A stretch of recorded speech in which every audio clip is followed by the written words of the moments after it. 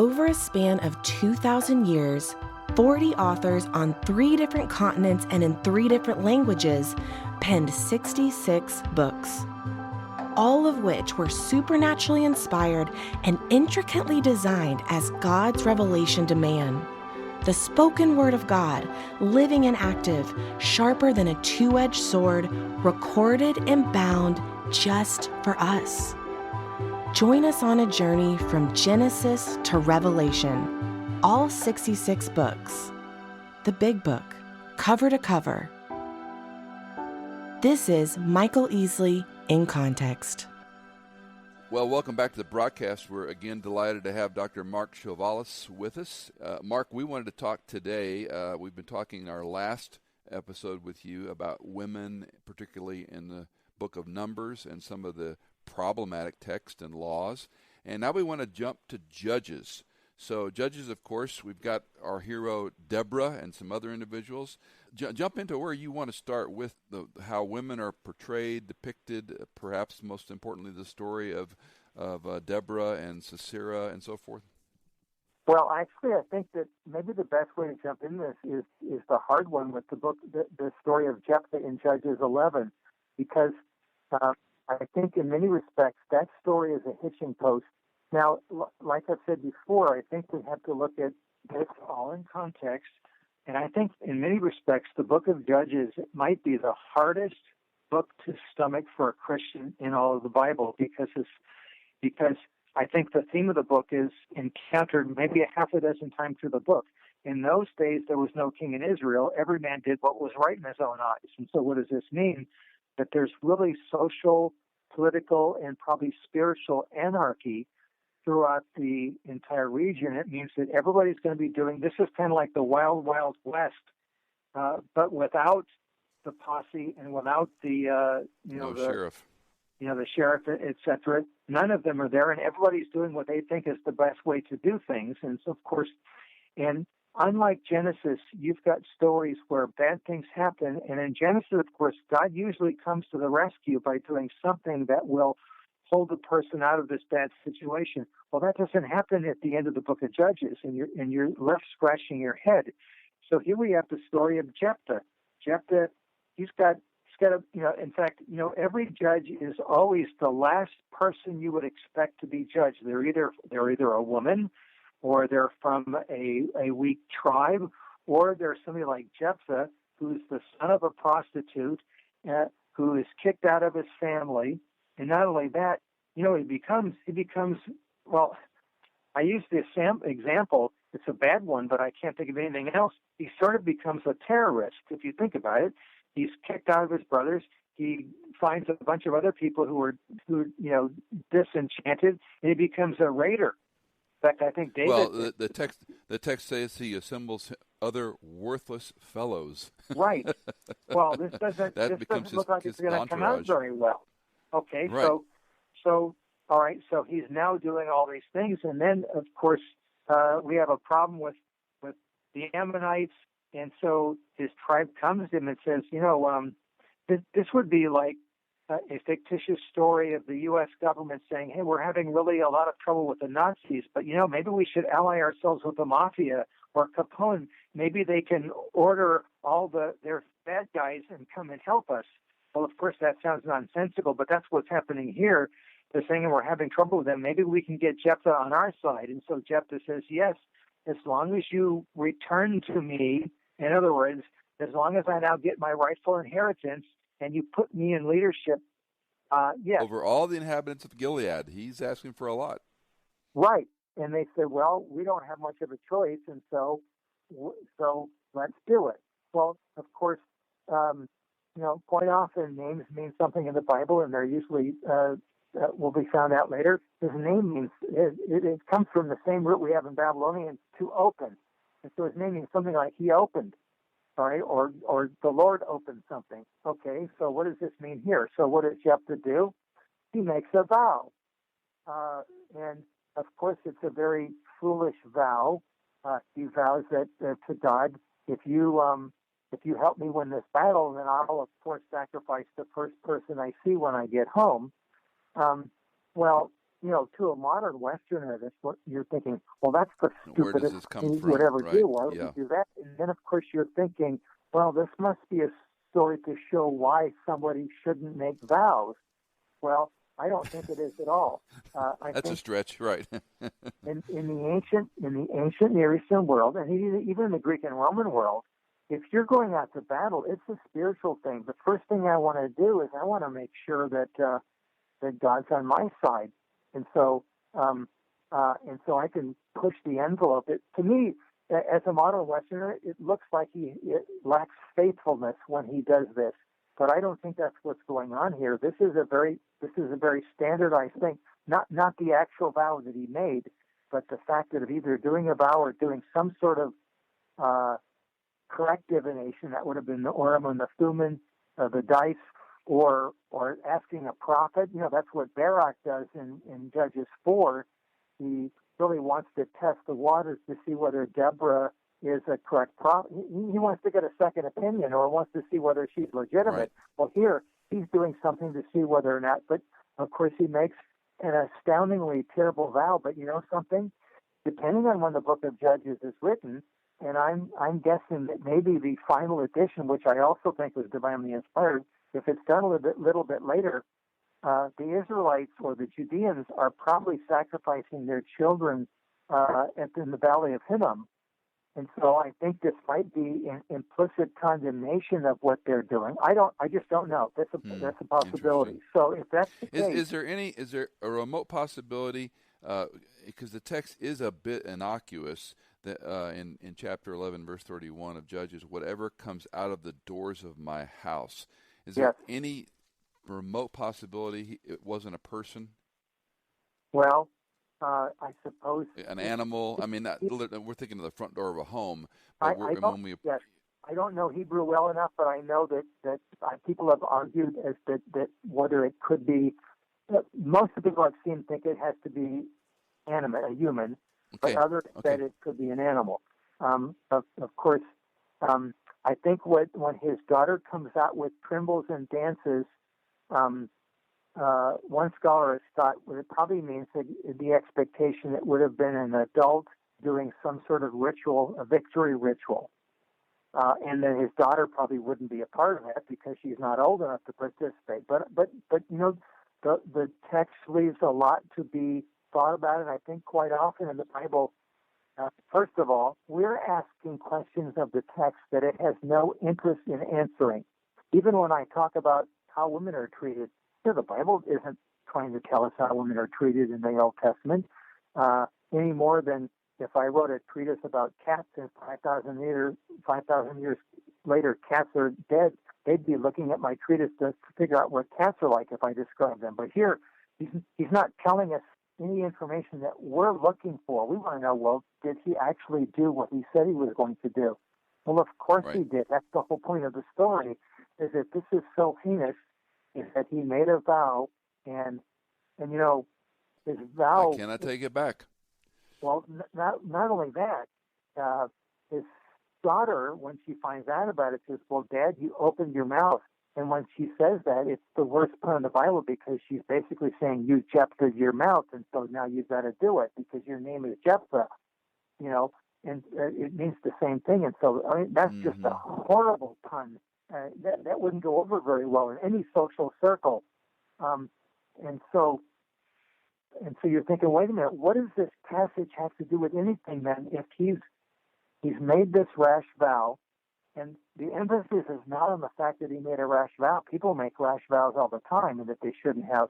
It's that he thought that here's a guy who's well-meaning, and why is he making this vow? And why isn't there anybody to stop him? In other words, you think about it. If you decided to make a horrible vow like this, the state would stop you. Like, wait a minute, buddy, you can't do that. We're calling the police, and we're going to come over and lock you up for this horrible thing. And even if you think about it, we're going to lock you up.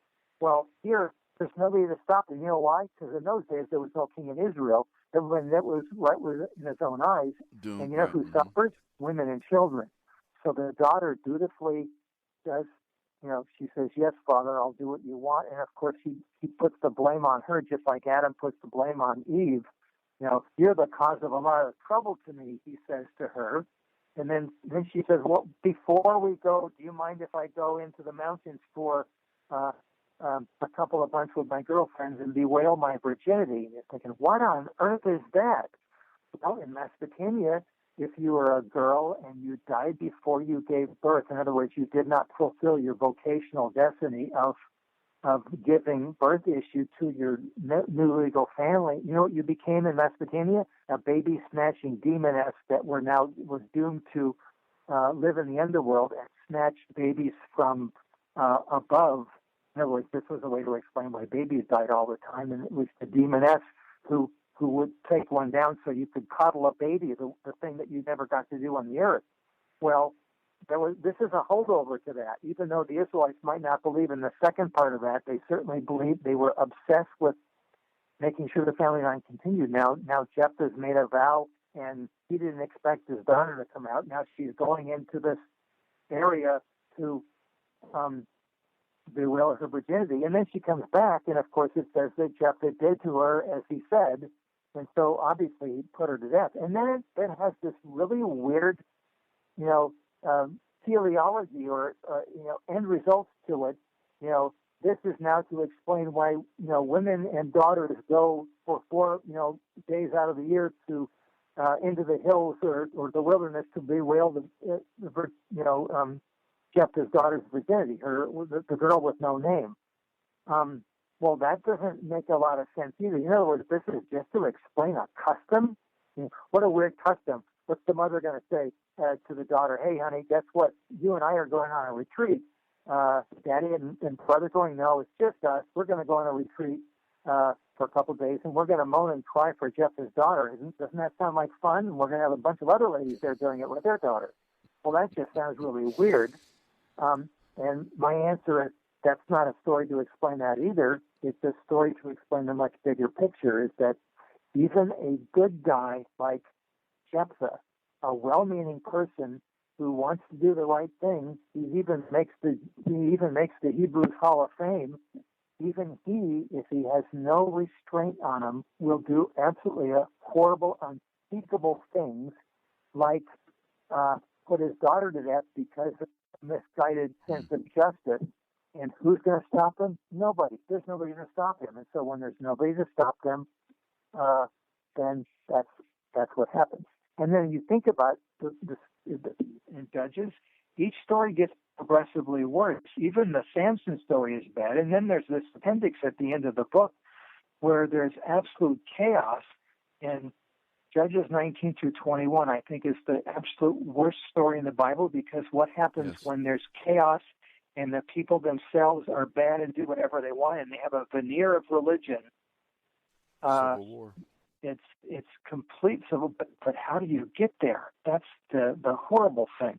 Well, let's go back to Judges 4 and 5, because I Sure. love the story of Deborah and Jael and Sisera. I think it's it's a tragic story, but I love the irony is so rich in Deborah's, what I would call kind of her comeuppance to Barak, but you may have a different observation on it. So let's remind our listeners. So we've got this theme through Judges. Everyone does what is right in his own eyes. There was no king in Israel. In the beginning of the book of Judges, we've got the epic failure of much of the land was not taken care of. And so these deliverers, or really more like battle leaders, are put in place. And as you mentioned earlier, they're not necessarily the best pick. And they also become more personal and more individualized as the story goes. You have first the nation is concerned, but now it's basically hitmen, and with Samson. But the story of Deborah is interesting because she doesn't want to do this. And Barak is the one who's supposed to be the deliverer. I'll let you pick up the storyline from there. Yeah, I think what's going on here, there's some things that are implicit. First of all, it's interesting that she's never called the judge. She's called the prophetess who's judging Israel. And so the reader is probably already going to know, oh, this is sort of different. There's no explicit reference anywhere where the women are forbidden to be judges, but however, when you look at the reality that throughout the entire Old Testament before this, they're not in any position of this type of, in this hierarchical position anywhere. And of course, the judge is somebody who does all sorts of things, including military aspects. And however, which I would argue is more a picture than a black robe. These are military leaders, right?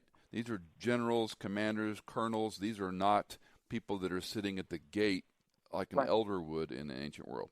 Right, that's exactly right. And so how often do women lead people into battle? No. In fact, we're guessing, of course, that the battle was usually a gender-specific situation. Of course, in the Greek world, Herodotus talks about the Amazons. And by the way, whenever the Amazons are described in the Herodotus and other places, they're always put in a real historical context, which is sort of alarming. But of course, he has the idea that there is a group of women soldiers who are exclusively, doing what men normally do. And so I think the Bible, in other words, Deborah can be a judge. She can do all these things, but of course, there's this unwritten glass ceiling where we don't expect her to go out to battle, of course. And so it would be normative for her to go to the best general, Barak, and do what a prophetess does, give him a prophetic utterance. And so he's not looking for this, but this happens quite often in Mesopotamia, both at Mari and other places where a prophet or a prophetess will come to the king and say, though you didn't ask me, I have some information that you need to know. And so your ally is actually your enemy, or something. In other words, they often give them lots of political advice. I think Isaiah does the same thing. So the court prophets in Israel and Judah do that. So here, she goes and gives Barak some unsolicited information. Yahweh has told me to tell you that we're going out to battle and you're going to win. Now, Barak's response might look faithless, but in many respects, it's not. Basically, what he's saying is, can you put your money where your mouth is? How do I know Yahweh's speaking through you? If you say you're coming, then I'll know that in other words, if you thought the battle was going to be lost, you wouldn't want to come because you'd probably get killed. But if you think the battle is going to be won, you'd come with me. And so are you coming with me? And of course, Deborah must have seen maybe an implicit faithlessness on him or whatever. And so she says, yes, I'm coming, but guess what? You're not going to get the glory. Some woman is. And again, that sort of looks offensive to the female until you realize, no, the female doesn't normally participate in battle. And so if she gets the glory, that would be unusual. In Judges 9, Abimelech is killed by a woman in the siege of Thebez, and so he says to his armor bearer as he's dying, go ahead and kill me really quick so nobody will say that a woman killed me. It's a woman. And of course, he didn't get his wish because half the world has read the story. So in fact, even in ancient Greece, Thucydides tells us that Pyrrhus is killed by the mother of a guy he was putting to death. He's the greatest soldier of his age. So here, Barak, we don't get Barak's response. And why? Because, of course, I think the Bible often tells a story so we can have 10 different thoughts about what could have happened. And the reason is so we can keep on thinking about God. In other words, I don't know what the scenario is. I don't know why they did this, what happened in between Ruth 3 and Ruth 4. And while I'm thinking about it and meditating on it, or muttering is the Hebrew phrase, is I'm thinking about God. And so I don't have to worry about resolution. I'm thinking about God, and that's what he wants me to do.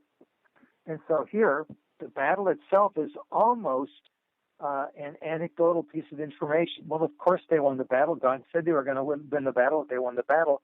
Is that the point of the story? No. The point of the story is to explain how an unexpected person, a judge, and then some woman minding her own business becomes the hero of the story. And of course, what does that mean? Like in every other case, it means that it's pointing towards God. You're not going to point towards the great individual who did it. You're going to point to the person who caused it. This is why even in the New Testament, Jesus is the last person on the planet a person would think would be the Messiah. He's from the wrong side of the tracks. He's a Galilean. He's from the city of Nazareth. They've got his paternity is in question because the Jews even say to him, "You're the son of fornication" in John 8:41. So this should draw me to God, because I'm thinking, well, they didn't do it on their own. God did this. Well, here obviously Deborah and Yael, or Jael, if you want to call her that, she didn't do it. God obviously orchestrated all these things. And so when you get halfway through Judges 4, then there's this little unnerving thing where there's the use of hyperbole. It says, after the battle is over, the writer says, not a man of Sisera's was left. Well, okay, that means everybody died. And in the next verse, a man was left, Sisera himself. And you're thinking, wait a minute, why didn't the editor get that? Because it's hyperbole. That'd be like me saying, oh, yeah, when the Packers played so-and-so, they wiped them out. Well, I know not to take that literally. It wouldn't make any sense. But I know what it means. And so here, and then we have this strange story of Jael, whose husband and tribe are at least have a non-aggression pact with the Canaanites. They're not supposed to be their enemies, and so this guy comes in the tent. She's a nomad woman, by the way, and so she's supposed to give him some sort of hospitality. I remember going into nomad tents many times where the people were very cold to us in the beginning until we gained their trust. So what happens? He comes in the tent. He asks for sustenance, and she goes way overboard. I'll give you a whole meal, milk. Right. Which of course he assumes at that point, well, if you're willing to do that, will you lie for me?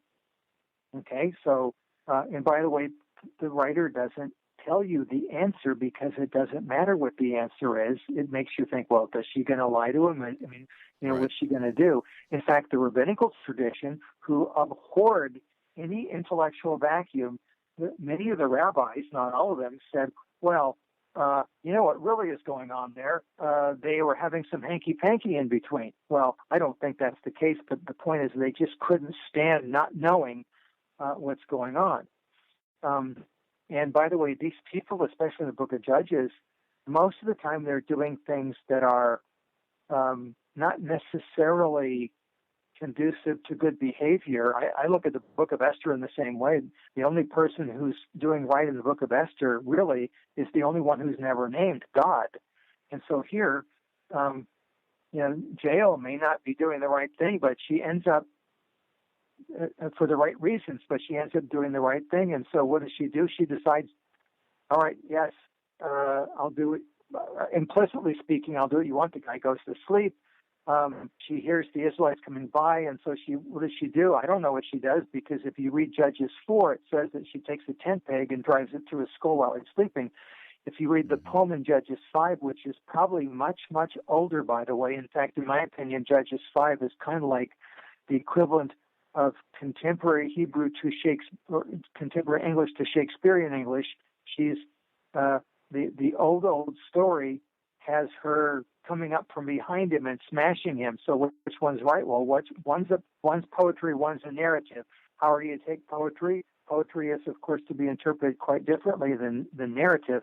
I don't know how to resolve it, but I put it this way: I think the mere attempt at resolving it is missing the point. Something happened. She killed the guy, and of course, that's the woman who becomes the hero of the story. Some unsuspecting tent-dwelling woman minding her own business kills the. It'd be like killing Osama bin Laden. You just were minding your business, and the guy got in your crosshairs. You killed him, and you become famous for it. So what does it say about women? Well, it says that women, of course, are very assertive. They play significant roles, and in many respects, they have to transcend the legal and the social constraints that they have. And in spite of all that, God will use the most. Well, think about it. This is the most unsuspecting person that that you would use. To me, irony is one of the best words to explain most of the biblical stories. Well, and that's what I was going to inject, because Deborah's comment to Barak is, the Lord will sell Sisera into the hands of a woman. Right. The honor won't be yours. And perhaps a double entendre, thinking of herself, okay, I'm going to go with you, and I'll be under the terebinth tree, so to speak, watching all this unfold. But, who knows if she knew as a prophet what the outcome was or wasn't, to me is immaterial. But it's the double entendre. Right. A woman's going to get victory for this. And then it happens to be this tent-dwelling woman we know nothing of. Right. And it'd be one thing if Deborah won the battle. It's another if it's an unknown person. It's like a double insult to Barak. Exactly. For not doing what he was supposed to do. But they must have backed up their differences, because, of course, in Judges 5, Deborah and Barak sing a duet. Right. After all this is over, so evidently, and all's well that ends well, evidently. And so you can still see how, again, implicitly, how God is orchestrating the situation at that point. Which, by the way, to me, it's the most, I love it from a poetic standpoint, but it's a bizarre song to sing in detail about killing a guy with a tent peg and smashing his head. Yes, of course. We don't sing hymns. We don't sing hymns about, imprecation hymns about killing our enemy and raising our hands in praise. Well, I think that also it shows us that this is a really different world. It's a horrific world. Yes. Where most don't make it out of the birth canal, and people die young, and there's war, and there's maiming and pillaging and raping and all these things. Very good point. Yep. Let's jump to probably one of the more complicated passages in Judges, and that's the Levite and the concubine.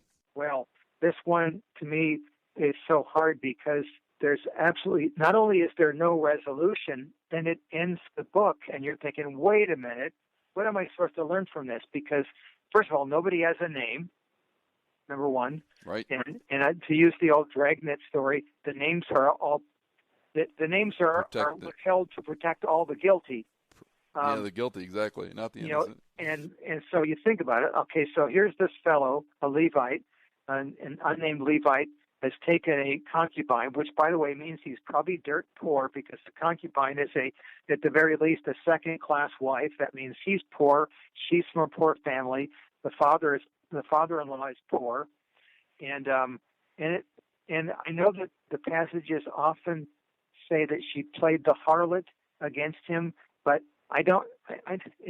That's a possible way of rendering it, but it's, I think, more likely that she was faithless in the sense that she decided to leave him. And, of course, anticipating when you read the rest of the story, you'll realize this guy's a dirtbag. No wonder she ran off from him.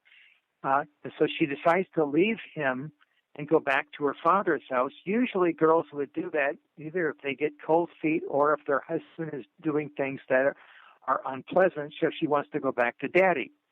So she's done that, and he waits a period of time, a couple of months.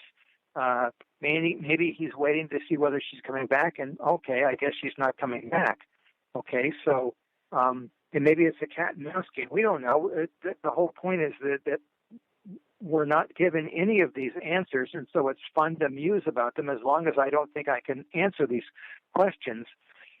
Unfortunately, I think evangelicals always are convinced they got to answer this question. I've got to figure out what's happening, and my answer is, no, you don't.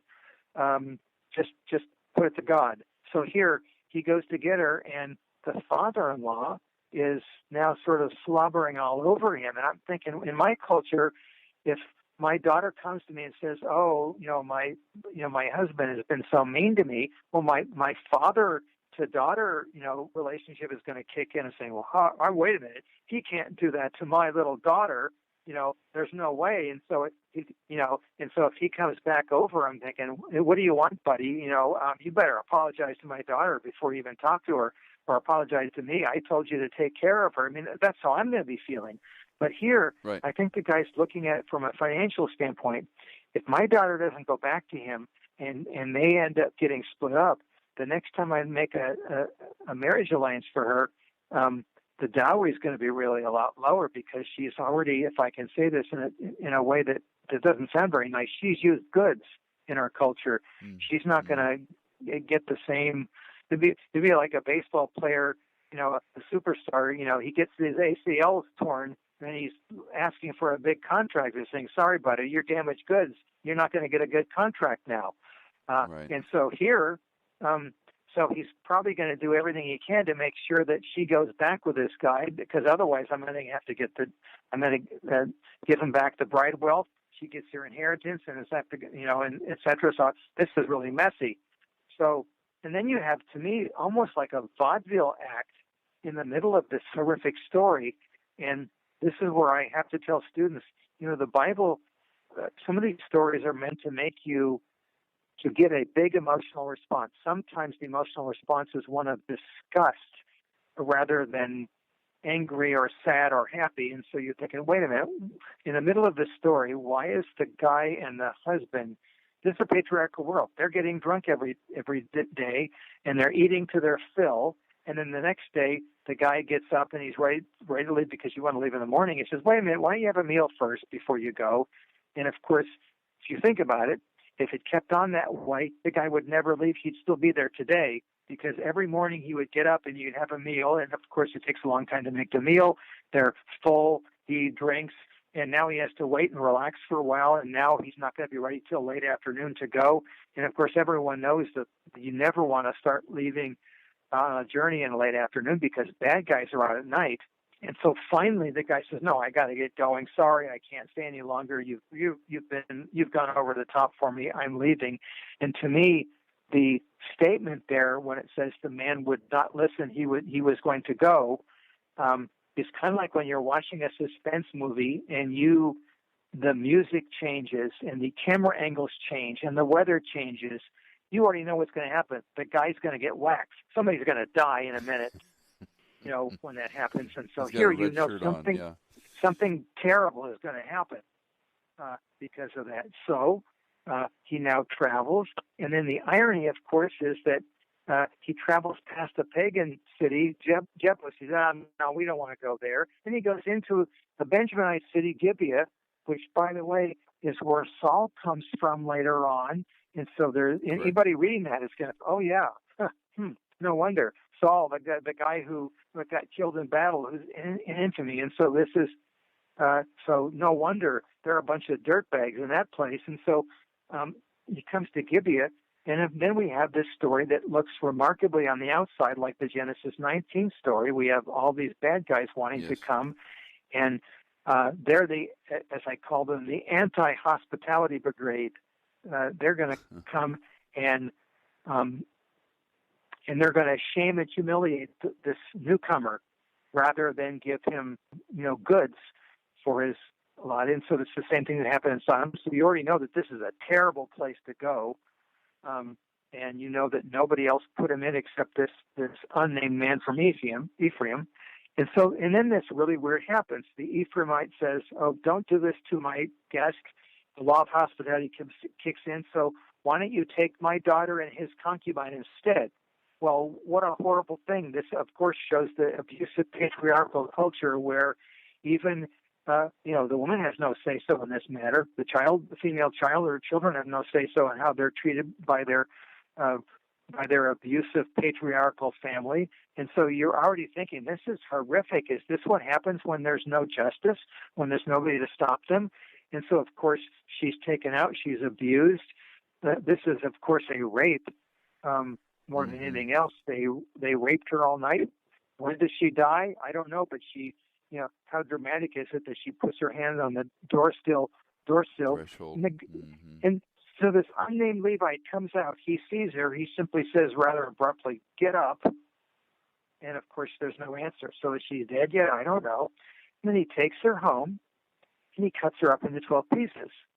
Now I know that's what Saul does for a shock effect to an animal later on, but there's also a story or a letter in ancient Mesopotamia in Syria where a queen writes to her husband and says, "Why did you get so angry with me and threaten to cut me up into 12 pieces?" And we know from Hittite records that the human body was considered to be 12 pieces that were sort of sewn together by the gods. So your hands were two, your arms were two more, your legs were two, your feet were two, your trunk, your head, etc. I don't know how it's all divided up, but there were, in other words, the body was made up of 12 parts, and so it's not an accident that there are 12 parts there. So why would the guy do this? Is this a custom?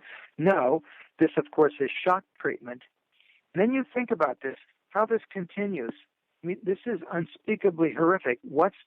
If you're looking at it and saying, what's the purpose of the story? The immediate purpose of the story is to explain why there was a civil war between Israel and one tribe, Benjamin. You're thinking, wow, is that how wars are fought? Yes, in the ancient world with honor-shame cultures, that's how wars are fought. You insult me, my honor has now been impugned. I must go to war with you.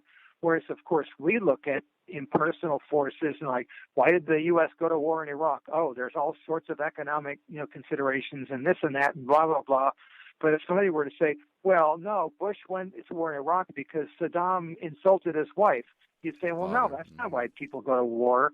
Well, not today, but in the ancient world, they do. And of course, the unspeakable thing about the end of that, of course, is that here's the Israelites, first of all, they asked God the wrong question at the beginning. They said, they don't go, shall we go to war with Benjamin? Instead, they said, who should fight him first? Well, God's not going to help them on. He's not going to say, well, you asked the wrong question.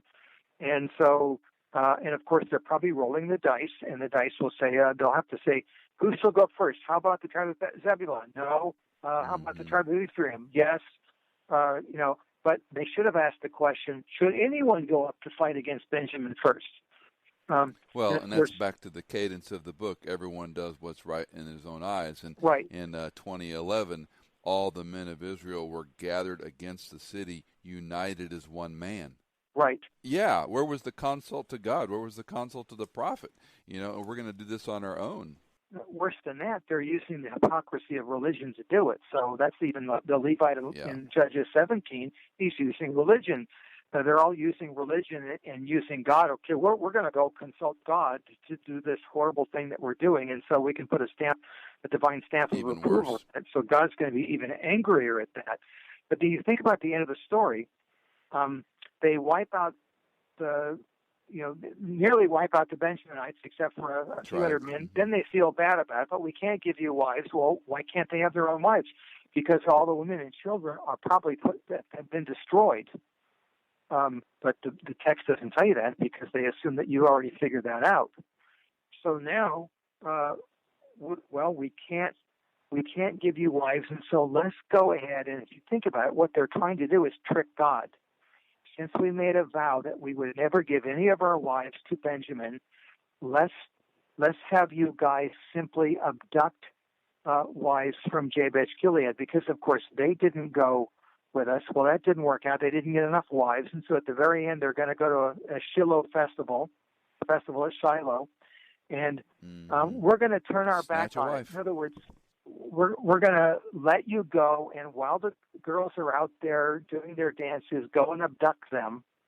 And if their fathers say, why are you doing this? Just tell them, well, no, you guys didn't give them to us before, and so it's okay. And then the story's over. You're thinking, wait a minute, what about the women? Didn't they have a say-so in this? This is just horrific. And, of course, it ends with the same note. In those days, there was no king in Israel. Every man did what was right in his own eyes. And so you're thinking, wait a minute, how is this going to work? Then you're thinking, well, I guess if they had a king, it would be okay. And, of course, the next book shows you immediately, no, that's not true. Even if he had a king, that wouldn't work because you're still not trusting in Yahweh. You're not following the Lord. That was what the core problem was. Dr. Mark Chavalas, give us a final word on, and I appreciate your caution with evangelicals and modern-day Bible readers making conclusions and applications that may not be aligned to the text. So what do we do with these kind of passages? Not to cliche it, but is there an application? Is there a lesson? I know you're going to say it turns us to God, but beyond that, living with unanswered questions, the tension of some biblical passages. Yes, that's exactly what I'm thinking. Is that for example, when I first got hired here at University of Wisconsin-La Crosse, most of my colleagues in my history department were atheists, and they were very nice people, and I was convinced they were very honest about things. But they were always asking me very, very difficult biblical questions about passages like this, and my response was not to simply try to rationalize and say, well, this, and this, and just shows you this, and this is how I resolve that. Instead, I would say, no, that's a really tough one to resolve. I can't resolve that one. It simply leads me to God. And what happened was something that was unexpected to me. They began to trust me intellectually, like, oh, he's being really honest with us. He's not sugarcoating this. I have intelligence. I can look at this and see where there's a lack of justice here, and it doesn't seem to be resolved easily. And so I would tell them, this is really hard to resolve. Let me study this. And then I might come back and say, I still can't resolve it. But I know that God in his character is still God. And so even if I can't resolve it, he's still on the throne. Well, I think I can say the same thing to Christians. If they're honest, they have to realize, boy, this is really difficult, messy, untamable stuff that I have a hard time dealing with. And I think that sometimes in the ministry, I think too often people try to resolve it either from the pulpit or in Bible studies, where they'll try to resolve it, and the person goes away saying, "Gee, that doesn't really do that." But maybe it's just me. Maybe it's just me not being spiritual enough to figure out how to resolve this. And my answer is no. It's really, really hard, because if you think about it, going from the sin of Adam to the cross was an unbelievably horrific thing. And so maybe God's also trying to show us that the step back to leaving Eden and getting back into Eden is really, really a painful, unspeakably painful road to go through. Dr. Mark Chavalas, thank you for your time and your insight. We appreciate you being on the broadcast.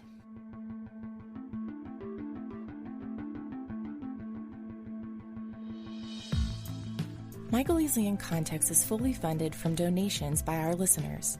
If you're a regular listener, would you consider giving a one-time or perhaps monthly donation on our website? You can find us on michaelincontext.com.